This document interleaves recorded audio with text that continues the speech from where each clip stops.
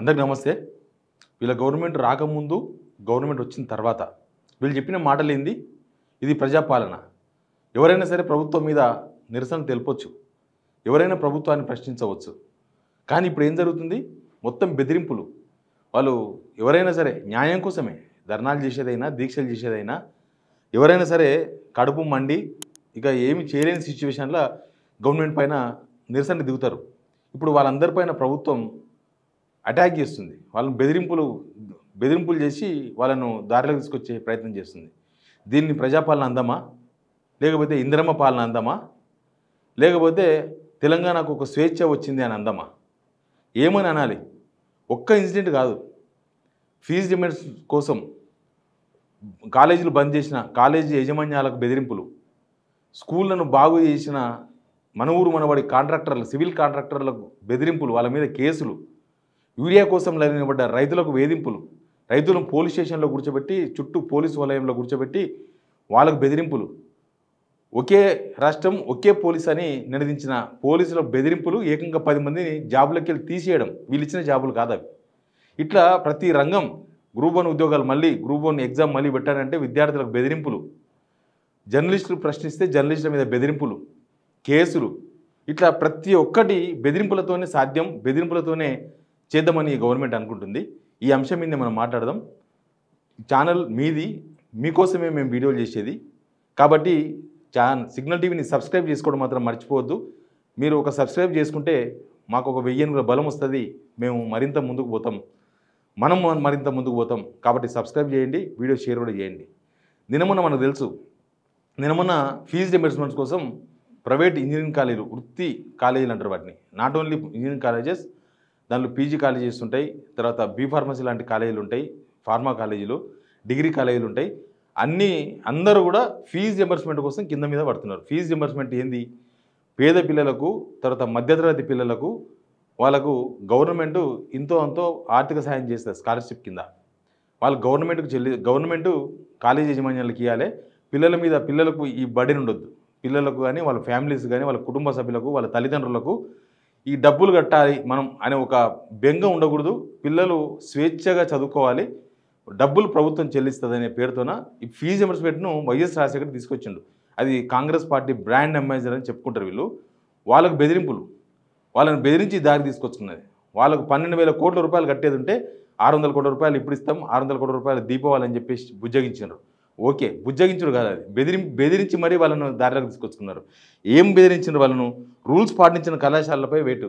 ఇప్పుడు గుర్తుకొచ్చిందా మీకు? 21 మంత్స్ తర్వాత వాళ్ళు రూల్స్ పాటిస్తలేరని. వాళ్ళు ఎప్పుడైతే ఫీజు రియంబర్స్మెంట్ కోసం కాలేజీలు బంద్ చేస్తామని వార్నింగ్ ఇచ్చినారో ప్రభుత్వానికి, ప్రభుత్వం మీద నిరసన దిగినరో, ప్రభుత్వం స్పందించకపోతే నిరసన దిగిన వాళ్ళు ఎప్పటి నుంచో దాదాపు ఒక 2 మంత్స్ నుంచి ప్రభుత్వంతో చర్చలకు వాళ్ళు ప్రయత్నం చేస్తున్నారు. కానీ ఎవరు చర్చించేందుకు ముందుకు రాలే. ఏం చేసుకుంటారో చేసుకోరు అన్నట్టుగా ప్రభుత్వం వదిలేసింది వాళ్ళని. వాళ్ళ మీద ఇప్పుడు బెదిరింపులకు దిగి అనుమతులు లేని క్యాంపస్లో నిర్మాణాలు చేస్తున్నారంట. అనుమతులు లేకుండానే క్యాంపస్ నిర్మాణం చేసిండ్రు. అసైన్ భూములు, చెరువులు అక్రమ కట్టడాలు చేసిండ్రు. నాణ్యత ప్రమాణాలు గాలికి పోయినాయి. No fire permissions, no qualified teachers, no labs. ఇవన్నీ ఇప్పుడు గుర్తుకొచ్చినాయి ఆఫ్టర్ 21 మంత్స్. విద్యాశాఖ ఎవరి చేతిలో ఉంది? ముఖ్యమంత్రి చేతిలో ఉంది. ముఖ్యమంత్రి ఎన్నో గులగొట్టేసిండు. పేదల, ఈ మధ్యతరగతి వాళ్ళ ఇండ్లు గులగొట్టేసిండ్రు, వాళ్ళ కడుపు కొట్టిండ్రు వాళ్ళను. కానీ ఇప్పటి వరకు ఒక్క కాలేజీ పైన కూడా వీళ్ళు చర్యలు తీసుకోలేదు. ఒక్క కాలేజీని కూడా కూలగొట్టలేదు. కబ్జాలు చేసిన కాలేజీలు, అసదుద్దీన్ ఓవైసీ కాలేజీ కానీ స్టార్ట్ చేస్తే ఏ కాలేజీనా కావచ్చు, మల్లారెడ్డి కాలేజ్ కావచ్చు, పల్లా రాజేశ్వరి కాలేజ్ కావచ్చు, అట్లాంటి కాంగ్రెస్లో ఉన్న లీడర్ల కాలేజీలు కూడా చాలా ఉన్నాయి. ఆ కాలేజీలు ఏవి కూడా ఇంతవరకు టచ్ చేయలేదు. ఇప్పుడు వీళ్ళు ఫీజు రియంబర్స్మెంట్ కోసం ధర్నా చేస్తే వాళ్ళ బెదిరింపులు, వాళ్ళ చర్చల్లో ఇదే బెదిరింపు రాజకీయాలు. మీరు అట్టెట్లా ధర్నా చేస్తారు ప్రభుత్వం మీద, మీరు అట్టెట్లా ప్రభుత్వం మీద నిరసన దిగుతారు అంటే దిగొద్దా? ప్రభుత్వం డబ్బులు ఇవ్వకపోతే దిగొద్దా? ఇంకా ఇప్పుడంట కొత్తగా మేము స్టూడెంట్స్ అకౌంట్స్లో డబ్బులు ఇస్తాం, చేతులు ఎత్తేయడం అన్నమాట. అంటే ఫీజు రియంబర్స్మెంట్ మొత్తం ఎత్తేయడం. మేము విద్యార్థులకు, తల్లిదండ్రులకు కలిసి జాయింట్ అకౌంట్ పెడతాం, ఆ జాయింట్ అకౌంట్లో డబ్బులు ఇస్తాం. ఇంకా కాలేజీ యాజమాన్యాలకు ప్రభుత్వానికి సంబంధం లేదు. ఎందుకంటే కాలేజీ యాజమాన్యాలు ప్రభుత్వం నిరసన దిగినాయి కాబట్టి. వీళ్ళు కనుక ఇదే చేస్తే విద్యార్థి తల్లిదండ్రులకు జాయింట్ అకౌంట్ ఓపెన్ చేసి మేము ఫీజు రియంబర్స్మెంట్ వాళ్ళకి ఇస్తాం, మీరు వాళ్ళ దగ్గర నుంచి తీసుకోవాలంటే చాలా కుటుంబాలు చదువుకు బంద్ చేసి రోడ్డు మీద పడతాయి. ఎందుకనంటే వాళ్ళను కాలేజీ యాజమాన్యాలు ఏం చేస్తే ఫీజు కట్టకపోతే వాళ్ళని వేధిస్తాయి, లేకపోతే మీరు కాలేజీకి రావద్దని వాళ్ళకు ఆర్డర్లు జారీ చేస్తాయి, వాళ్ళని క్లాస్కి అటెండ్ కానివ్వవు. ఇక వాళ్ళని అవసరమైతే మీరు డబ్బులు కట్టిన తర్వాత రమ్మని కూడా చెప్తాయి కాలేజీ యాజమాన్యాలు. అప్పుడు ఏంది, విద్యార్థుల తల్లిదండ్రులు కాలేజీ యాజమాన్యాలు కొట్లాడుకోవాలి. ఈ ప్రభుత్వం యాజమాన్యాలకైతే యాజమాన్యాలు నిరసన తెలుపుతున్నాయి. అదే విద్యార్థుల తల్లిదండ్రులు అయితే వాళ్ళంతా సంఘటితం కాలేరు, వాళ్ళంతా ఒకటి కాలేరు, ప్రభుత్వం మీద నిరసన తెలపలేరు. కాబట్టి మనం డబ్బులు ఇవ్వకపోయినా ఏం కాదు. వీళ్ళు ఫీజు రియంబర్స్మెంట్ను మొత్తం ఎత్తేయాలని చూస్తున్నట్టు కనిపిస్తుంది. ఒకవేళ దాన్ని స్ట్రీమ్లైజ్ చేయాలనుకుంటే ప్రభుత్వం స్ట్రీమ్లైజ్ చేయొచ్చు. నిజంగా అనర్హులకు ఫీజు రియంబర్స్మెంట్ పోతుందా? వాళ్ళ ఫీజు రియంబర్స్మెంట్ను దుర్వినియోగం చేస్తున్నాయి కాలేజీ యాజమాన్యాలు. అదంతా ప్రభుత్వం విధానం. ప్రభుత్వంకి ఒక విధానం ఉండాలి. ప్రభుత్వం దాని మీద కసరత్తు చేయాలి. దాని మీద అవసరమైతే ఒక హై పవర్ కమిటీ వేయాలి. అవసరమైతే కాలేజీ యాజమాన్యాలు ఎక్కడ తప్పులు చేస్తున్నావో దాన్ని సరిదిద్దే ప్రయత్నం చేయాలి. కానీ ఇప్పుడు చేసింది ఏంది, వాళ్ళని బెదిరించి దారి తీసుకొచ్చుకోవడం. ఇవన్నీ కొత్తగా నాణ్యత ప్రమాణాలు లేవని, నో ల్యాబ్స్ అని, నో క్వాలిఫైడ్ టీచింగ్ అని ఈ గవర్నమెంట్ వచ్చిన తర్వాత ఇది 3వ విద్యా సంవత్సరం. వీళ్ళు 2023 డిసెంబర్లో వచ్చిండ్రు. అప్పటికి ఒక విద్యా సంవత్సరం నడుస్తుంది. తర్వాత మధ్యలో ఇంకొక విద్యా సంవత్సరం వచ్చింది 2024 మార్చి ఏప్రిల్ నుంచి. తర్వాత ఇది 3వది. మొన్న మార్చి ఏప్రిల్ నుంచి ఇంకొక విద్యా సంవత్సరం స్టార్ట్ అయింది. మొత్తం 3 విద్యా సంవత్సరాలు ఉన్నాయి. ఈ 3 విద్యా సంవత్సరాల్లో వీళ్ళకి ఏం గుర్తురాలే. డబ్బులు అడగంగానే బెదిరింపులు. వీళ్ళు ఒకవేళ వీళ్ళ పిల్లల తల్లిదండ్రులు వీళ్ళ పిల్లలు ఇప్పుడు మా మినిస్టర్సో లేకపోతే ముఖ్యమంత్రి మనవడో, ముఖ్యమంత్రి పిల్లలో, మంత్రుల పిల్లలో మాకు పలానా కారు ఇప్పియాలి, వాళ్ళు సంపన్నులు కదా, మాకు పలానా యూకేలో చదివియాలి, మనం యూఎస్లో చదివియాలంటే వాళ్ళని కూడా బెదిరించి ఇంట్లో నుంచి బయటకు పంపించేస్తారా? వాళ్ళని కూడా బెదిరించి మీరు చదువు బంద్ చేయండి అని చెప్పి బెదిరిస్తారా? అక్కడ బెదిరించలేరు కదా. కానీ మరి ఇక్కడ పేద మధ్యతరగతి పిల్లలు చదువుకునే దగ్గరనే ఎందుకు ఈ బెదిరింపులకు దిగింది? ఈ ప్రభుత్వానికి చేతగాక, ప్రభుత్వానికి ఫీజు రియంబర్స్మెంట్ డబ్బులు లేక మొత్తం డబ్బులను దుర్వినియోగం చేసి లాస్ట్కి యాజమాన్యాలపైన బెదిరింపులకు దిగి వాళ్ళని దారికి తీసుకొచ్చుకొని మాట్లాడింది. తర్వాత ప్రెస్ మీట్లు పెట్టి బట్టి విక్రమార్క ప్రెస్ మీట్ పెట్టిండు. తర్వాత ఆ కాలేజ్ యాజమాన్యాలు ప్రెస్ మీట్ పెట్టినాయి. ప్రెస్ మీట్ పెట్టి వాళ్ళు ఏమంటారు తెలుసా, ఇదంతా పాత గవర్నమెంట్ పాపం, పాత గవర్నమెంట్ పాపం. ఒకసారి వీడియో చూడండి.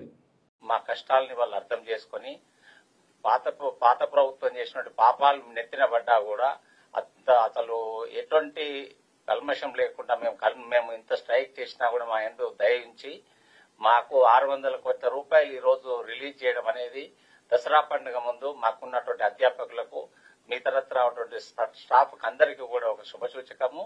సో మేమందరం కూడా ప్రభుత్వానికి కృతజ్ఞతలు ఉన్నాము. మేము ఈ రోజు నుంచి ఏదైతే సమ్మె ప్రకటించామో దాన్ని మేము విరమించుకుంటున్నాము. సో ఈ ప్రభుత్వానికి ఇన్ని రోజులు ఏదైతే మేము సహాయ సహకారాలు మాకు కృతజ్ఞత ఉన్నామో అదే రకంగా కూడా ఇక ముందు కూడా ఉంటామని చెప్పేసి మేము ముఖంగా చెప్తున్నాం. ఒకవేళ పాత గవర్నమెంట్ పాపమే అయితే ఫీజు రియంబర్స్మెంట్ ఇవ్వడమో ఇవ్వకపోవడమో, పాత గవర్నమెంట్ పాపం అయితే పాత గవర్నమెంట్లో 10 సంవత్సరాల్లో ఒక్కరోజు కూడా కాలేజ్ బంద్ చేయలే, ఒక్కరోజు కూడా నిరసన తెలపలే కాలేజ్ యాజమాన్యాలు, ఒక్కరోజు కూడా మేము కాలేజీలు మూసేస్తున్నామని చెప్పలే ఎక్కడ, ఒక్కరోజు కూడా విద్యార్థులను బయటికి పంపలే.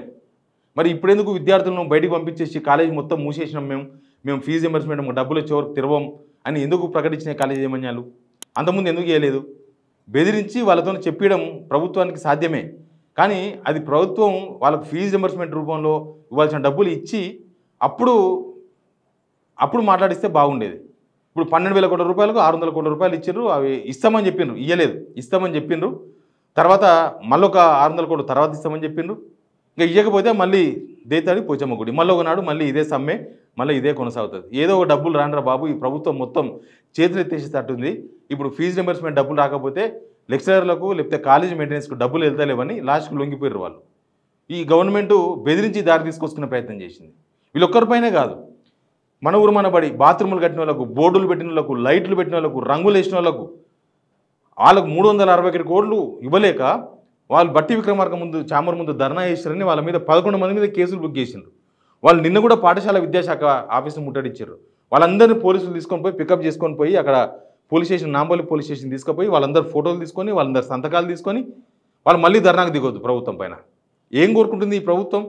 ఇంకా ఇందిరాపార్క్ కాడ ధర్నా చౌక్ ఎత్తేసేయింది, లేకపోతే మీరు ధర్నాలు చేస్తే కేసులు పెడతామని బెదిరిసేయింది. అంతా ఒకటే కదా.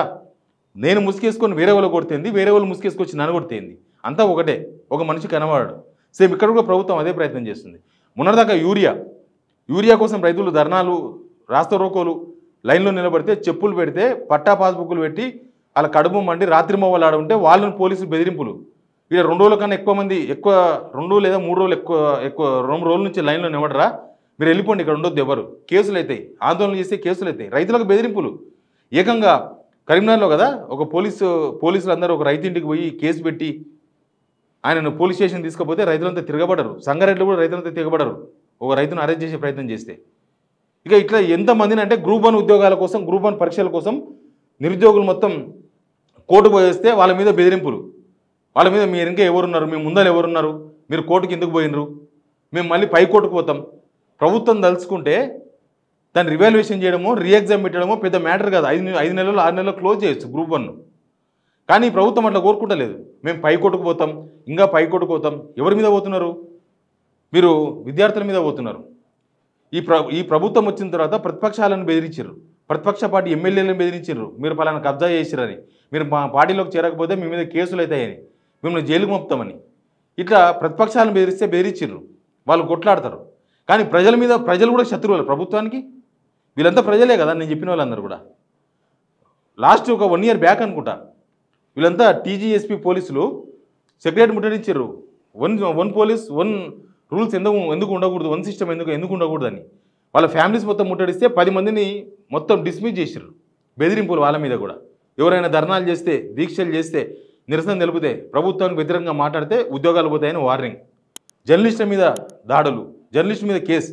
ఖమ్మంలో టీవీస్ రిపోర్టర్ సాంబశివరావు అని యూరియా రైతులతో మాట్లాడిస్తే ఆయన మీద కేసు. మామూలు కేసు కాదు, అదేదో ఓ కేసు పెట్టినరు అని వదిలేనికి ఛాన్స్ లేదు. గవర్నర్ మీదనో రాష్ట్రపతి మీదనో ఏదో దేశద్రోహానికి పాల్పడితే కేసులు పెట్టినారు ఆయన మీద, సాంబశివరావు మీద. మాలాంటి జర్నలిస్టులు మాట్లాడితే మాలాడల మీద కేసులు. ప్రతి జర్నలిస్ట్ మీద కేసులు ఉన్నాయి. ప్రభుత్వాన్ని ప్రశ్నించే ప్రతి జర్నలిస్ట్ మీద ఈ ప్రభుత్వం కేసులు పెట్టింది. నా మీద 3 కేసులు పెట్టినారు. నేను కొట్లాడతా. చాలామంది జర్నలిస్టులు ఒక్కొక్క జర్నలిస్ట్ మీద 10ల సంఖ్యలో 15ల సంఖ్యలో కేసులు పెట్టినరు. ఇట్లా అందరిని బెదిరించి ఏం చేద్దామనుకుంటుంది ప్రభుత్వం? అంటే మొత్తం ప్రభుత్వం ప్రజలకు వ్యతిరేకమైందని గుర్తుపట్టినరా? లేకపోతే బెదిరిస్తే ప్రజాస్వామ్యంలో ఇంకా బెదిరిస్తే ఇదే ప్రజాపాలన అనుకుంటుందా? ధర్నా అనేది ప్రజాస్వామ్య హక్కు. విద్యా సంస్థలు కావచ్చు, విద్యార్థులు కావచ్చు, జర్నలిస్టులు కావచ్చు, ఎవరైనా ప్రభుత్వ సమస్య పరిష్కరించుకునే ప్రయత్నం చేయాలి. కానీ కేసులు పెట్టి బెదిరిస్తే అయిపోతుందా? ఇది ఆర్థిక సంక్షోభానికి ప్రతిబింబం అని అందరికీ తెలుసు. మీ దగ్గర డబ్బులు లేవు, భుజగించండి. ఎవరినైనా మీ దగ్గర డబ్బులు లేవు, పథకాలు ఇవ్వకపోతే భుజగించండి. రేపనాడు జనమంతా ఇందిరమ్మ ఇల్లు రాలేదనో, రేషన్ కార్డు రాలేదనో, లేకపోతే మాకు మీరు ఇచ్చిన హామీ నిలబెట్టలేదనో, బంగారం ఇవ్వలేదనో, తులం బంగారం రోడ్లు ఎక్కుతారు. వాళ్ళ మీద కేసులు బుక్ చేస్తారా? మొత్తం కేసుల పర్వమే. ఇది విద్యార్థుల మీద, సమాజం మీద తీవ్రమైన ప్రభావం చూపిస్తున్నది. అసలు ఈ ప్రభుత్వము చేతగాని ప్రభుత్వం అని నిరూపించుకుంటుంది. ఈ బెదింపుల ద్వారా చేతగాని ప్రభుత్వం, వీళ్ళ బలహీనత, ప్రజాస్వామ్య విలువలకి విరుద్ధం, ఆర్థిక బలహీనతలు బయటపడతాయని, వీళ్ళ చేతగానితనం బయటపడుతుందని ఈ బెదిరింపులు దిగుతున్నారు. ఇందులో తప్పేం లేదు. తెలంగాణ సమాజం ఈ బెదిరింపుల పాలన కోరుకుంటుందా? ఈ బెదిరింపుల పాలన తెలంగాణ సమాజం స్వాగతిస్తుందా? ఎంతోమంది బెదిరించిన వాళ్ళు ఎవరు లేరు ఇప్పుడు అధికారంలో. మీరున్నారు. మీరు వచ్చి ప్రజాపాలన పేరుతో అధికారంలోకి వచ్చి అందరిని బెదిరిస్తాం, కేసులు పెడతాం, ఎవరు ధర్నాలు చేయొద్దు, ఎవరు నిరసన తెలిపొద్దు, ఎవరు ప్రశ్నించొద్దు, మమ్మల్ని మా బుద్ధి ఉన్నట్టు పరిపాలన చేస్తాం. ఇవన్నీ మీరు ఎప్పుడో ఇచ్చుకోవాలి. వచ్చి 21 months అయింది. అన్నీ సర్దుకోవాలి కదా. మీ సీట్లు చూసుకోనికినో లేకపోతే మీరు నెల జీతాలు వదిలేసుకుంటున్నారా? హెలికాప్టర్ తిరగడం మానేస్తున్నారా? లేకపోతే సెక్రటరీలో చిన్న మీటింగ్ పెట్టుకొని బిస్కెట్లు, ఛాయలు, సమోసాలు తినడం బంద్ చేస్తున్నారా? అందాల పొడిలో పెడుతున్నారు. 250 కోట్ల రూపాయలు ఖర్చు పెట్టారు. ఎక్కడెక్కడో రాష్ట్రాల ఎలక్షన్ ఉంటే అక్కడ పోయి పేపర్ ఆయిల్ ఇస్తున్నారు. 200 కోట్ల రూపాయలు ఈ ప్రభుత్వం వచ్చిన తర్వాత పేపర్ ఆయిల్ ఖర్చు పెట్టింది. టీవీ ఛానళ్ళకి ఖర్చు పెట్టినారు యాడ్స్ రూపంలో. మరి అవన్నీ దుర్వినియోగం కదా. మీరు జనాల డబ్బులు జనాలకు ఖర్చు పెట్టకుండా మొత్తం మీకోసం దుర్వినియోగం చేసి జనాలను బెదిరిస్తామంటే తెలంగాణ సమాజం స్వాగతిస్తుందా? మీరు కింద కామెంట్ బాక్స్ ఓపెన్ ఉంది. గవర్నమెంట్కి ఏం చెప్పదలుచుకున్నారో చెప్పండి. ఇంకా రేపు ప్రభుత్వ ఉద్యోగాలు అనుకుంటున్నారు మాకేదో ఒక డిఏ ఇచ్చిండ్రు, మాకు 700 కోట్ల రూపాయలు ఇచ్చిండ్రని. రేపు వీళ్ళ పరిస్థితి కూడా ఇంతే. వాళ్ళు లొంగిపోయారు ఇప్పుడు ప్రభుత్వానికి. రేపు మీ మీద కూడా కేసులు అవుతాయి. ఎవరు అడితే వాళ్ళ మీద కేసులు పెట్టాలని డిసైడ్ అయింది ప్రభుత్వం. తెలంగాణ సమాజం దీన్ని ఎట్లా స్వీకరిస్తుందో కామెంట్ రూపంలో చెప్పండి. Please subscribe signal TV.